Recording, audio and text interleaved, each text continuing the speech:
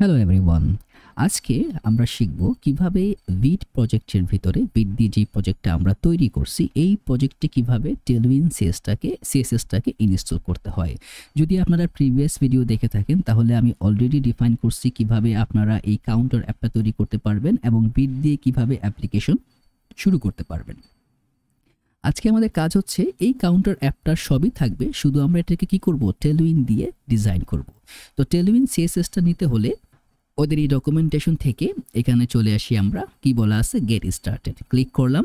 এখন যেহেতু আমরা একটা ফ্রেমওয়ার্ক ইউজ করতেছি ভিট, তো আমরা ফ্রেমওয়ার্ক গাইডসে চলে যাব। এই যে ভিটটা এখান থেকে সিলেক্ট করব। এখন দেখেন সে কি বলছে, প্রথমত ক্রিয়েট ইউর প্রজেক্ট, আপনাকে একটা প্রজেক্ট তৈরি করতে বলছে, যেটা আমরা অলরেডি করছি। ভিট দিয়ে একটা প্রজেক্ট তৈরি করছি, ডিরেক্টরি চেঞ্জ করে আমরা ওটার ভিতরেও আসি এবং লোকাল হোস্ট থেকে কিন্তু আমি প্রজেক্টটা রান করতেছি, রাইট, npm রান dev দিয়ে। তো এই পুরো কাজটা আমরা করে ফেলছি। তারপরে কি করতে হবে, আমাকে এই কমান্ডটা রান দিতে হবে। তো চলেন, আমি এইটা একটা টার্মিনাল আছে, আমি আরেকটা টার্মিনাল নিয়ে নিই এবং যখনই আপনি টার্মিনাল চেঞ্জ করবেন দয়া করে ls দিবেন, চেক করবেন আপনি এখানেই আছেন কিনা। ওকে, আমি আমার প্রজেক্টেই আসি, এন্টার দিলাম। তারপরে আমার আরেকটা কোড রান করতে হবে, সেটা হচ্ছে npx tailwind css init-p।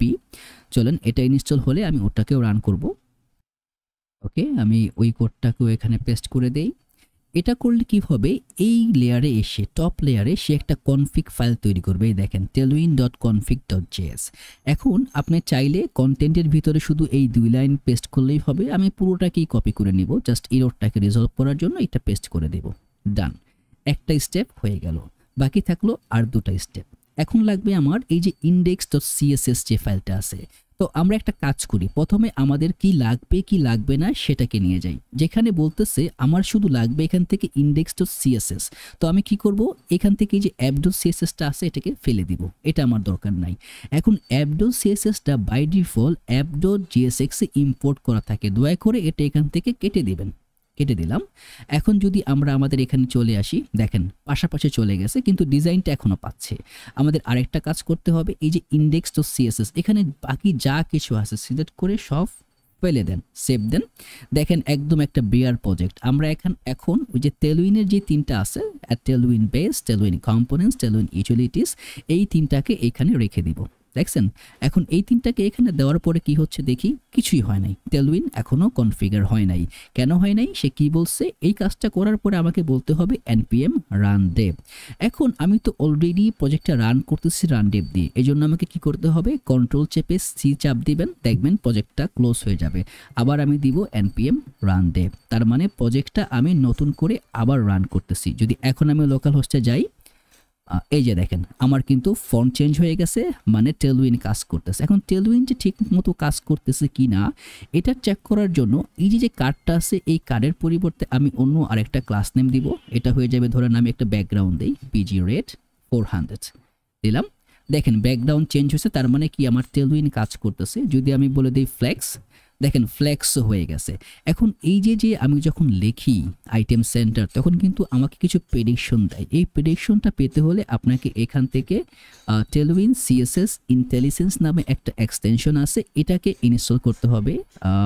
কোনটা এটা, টেলউইন সিএসএস, অনেকগুলো এখন চলে আসছে, তো নামটা একটু ভালো করে দিবেন। আই থিঙ্ক ইন্টেলিজেন্স মেবি নামটা। দেখেন এখন টিউন আসছে, আরো অনেকগুলো আসছে, এবং যেটার ডাউনলোডটা বেশি আছে ওটাকে দিবেন। এই যে এইটা আমার দরকার, টেলউইন সিএসএস ইন্টেলিজেন্স, এটাকে ইনস্টল করবেন, করলেই প্রেডিকশনগুলো কাজ করা শুরু করে দিবে। এখন আমি এটাকে একটু মডিফাই করব, সেটা হচ্ছে আমার এই যে ব্যাকগ্রাউন্ডটা আছে এটাকে উঠাই দিব। তো আমি এখানে বলে দিব হচ্ছে আইটেম, এটা হবে আইটেম সেন্টার। দেখেন সেন্টারে চলে আসছে, জাস্টিফাই করে দিব সেন্টার, সেন্টারে চলে আসছে। মার্জিন ওয়াই করে দিব হচ্ছে 10, একটু নিচে চলে আসুক। ওকে, এখন গ্যাপ দিয়ে দিব হচ্ছে 5। ওকে, পাশাপাশি চলে আসছে। এখন এই যে কাউন্টটা আছে, এই কাউন্টের আমি এই ক্লাস নেম আর দিব না, আমি বলে দিব টেক্সট এক্সেল এবং বলে দিব আপার কেস। দেখেন একদম সহজ রান করা। এক্সেল না দিয়ে বলতে পারি, যেহেতু এক্সেলটা অনেক বড় দেখা যায়, আমি এলজি দেই। ওকে কুল, সুন্দর দেখাচ্ছে। এবং এই কাউন্ট ভ্যালুর পরিবর্তে আমি বলে দিব text red of 600 font Bolts. এই যে চলে আসছে। এখন যদি আমি ক্লিক করি দেখেন টেলউইনের জন্য কিন্তু মানে সিএসএস এর জন্য ফাংশন কিন্তু কখনো চেঞ্জ হচ্ছে না, ফাংশন ঠিকঠাক মতো কাজ করতেছে, আপনি ডিজাইন যাই করেন না কেন। এখন আমি এই বাটনটাকে একটু ডিজাইন করব। ধরেন এইখানে বলে দিলাম ক্লাস নেম, একটা বর্ডার দিয়ে দিই, বর্ডার হয়ে যাবে ব্ল্যাক, চলে আসছে ব্ল্যাক। এবং আমি দিব উইথ হাইট, উইথ যাবে আমার 8, হাইট যাবে হচ্ছে আমার 8 দিলাম। ওকে, কাজ করতেছে। এবং বর্ডার দিয়ে দিব আমি ব্ল্যাক কালারের একটা বর্ডার দিব, বর্ডার এইখানে বি চলে আসছে, বি হবে না, বর্ডারটা হয়ে যাবে আমার ব্ল্যাক। ব্ল্যাক দেখেন একটা ব্ল্যাক কালারের বর্ডার চলে আসছে। আপনারা চাইলে বর্ডার না দিয়ে যদি আপনারা বিজে দেন, বিজে ব্ল্যাক কাজ করবে। যদি টেক্সটটাকে আপনারা হোয়াইট করে দেন, ওকে, তাহলে দেখবেন ঠিকঠাক মতো কাজ করতেছে। এবং আরেকটা কাজ করব, রাউন্ডেড করে দিব হচ্ছে এমডি। ওকে, কুল। এখন দেখেন মাইনাসটা ঠিকমতো পজিশনে নাই, মানে মিডলে নাই, আমরা করে দিব flex, item center, justify center, একদম মাঝখানে চলে আসবে। এবং আরেকটা কাজ করব, টেক্সট হয়ে যাবে আমার এলজি, মানে লার্জ টেক্সট। এই সেম জিনিসটা আবার যখন আমি হুবার করব, হুবার হয়ে যাবে আমার বিজে ব্ল্যাক হবে, কিন্তু অপাসিটি দিয়ে দিব আমি 80%। এতে করে কি হবে দেখেন হুবার হয়েছে কিন্তু একটুখানি চেঞ্জেস হয়েছে। এবং এইখানে আমি একটা ডিউরেশন দিব যেটা হবে আমার 200। এই সিমিলার ক্লাস নেমটাকে আমি এখান থেকে জাস্ট কপি করব, কপি করে আমার পরবর্তীতে যে বাটনটা আছে এইখানে এটাকে পেস্ট করে দেব। ডান। এই হয়ে গেল আপনার টেলউইন সেটআপ। এখন আপনি চাইলে আরো অনেক কিছু করতে পারেন, অনেক সেটআপ করতে পারেন। আশা করি আপনারা এখন কয়েকটা প্রজেক্ট তৈরি করে কয়েকবার টেলউইন সেটআপ করে এটাকে অ্যালাইন করতে পারবেন। এবং যদি কোনো কোয়েরি থাকে কমেন্টে লিখে দিবেন, rich me out with email, কোনো সমস্যা নাই।